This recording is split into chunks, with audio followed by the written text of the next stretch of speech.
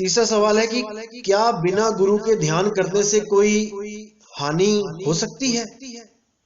बिल्कुल हो सकती है जी। कैसे हो सकती है? जैसे आप बिना किसी के बताए हुए मार्ग पे चलने लग जाओ।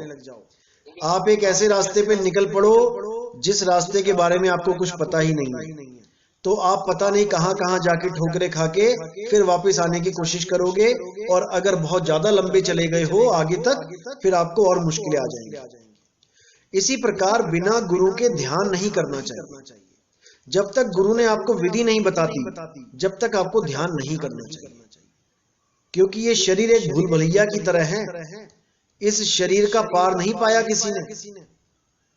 इसमें इतने ज्यादा रहस्य छुपे हैं इस छोटे से शरीर के अंदर कि संतों ने तो यहां तक कह दिया कि जो पिंडे सो ब्रह्मांडे, कि जो पूरे ब्रह्मांड में इतना खुला ब्रह्मांड रहस्यों से भरा है, वही सब तुम्हारे अंदर भी है।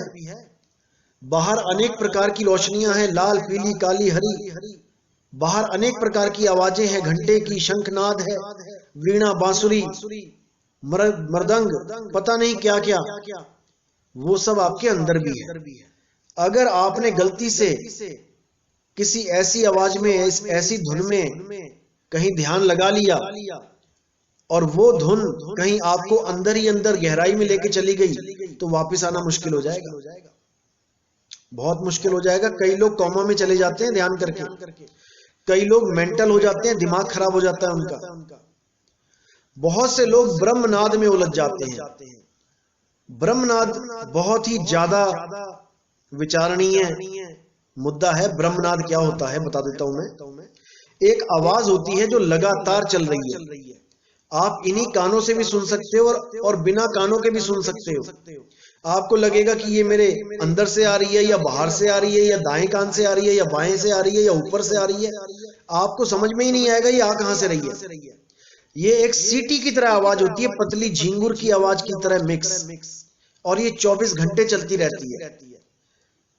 इसके बारे में और खुल के बताऊंगा। कई लोग इसी में ध्यान धरना शुरू कर देते हैं। ये वैसे आवाज आती है ई की तरह, ई ऐसी आवाज चलती है। कुछ लोग इसी को सत्य मान लेते हैं। एक भाई है, नासिक का है मेरे ख्याल से, उसने अपने एक YouTube चैनल पे इसी आवाज का जिक्र किया है, और कबीर प्रगट दिवस पे, पिछले साल की बात है मेरे ख्याल से, उसने बहुत लोगों को भरमा दिया इस आवाज के चक्कर में।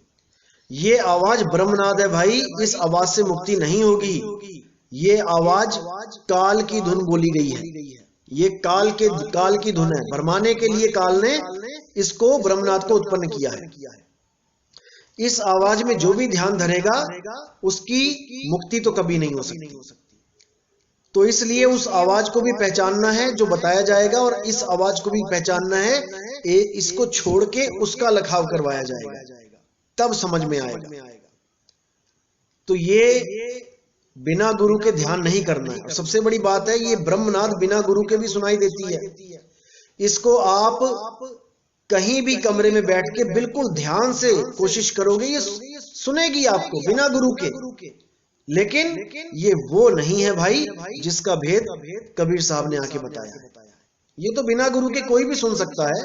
किसी डीप कमरे में चले जाओ जहां बहुत बिल्कुल सुनसान हो, आपको ये सुनाई देने लग जाएगी। तो ये वो नहीं है, इसमें कोई आनंद नहीं है, इसमें कोई नीरस आवाज आएगी। बिल्कुल इसके चक्कर में नहीं उलझना है।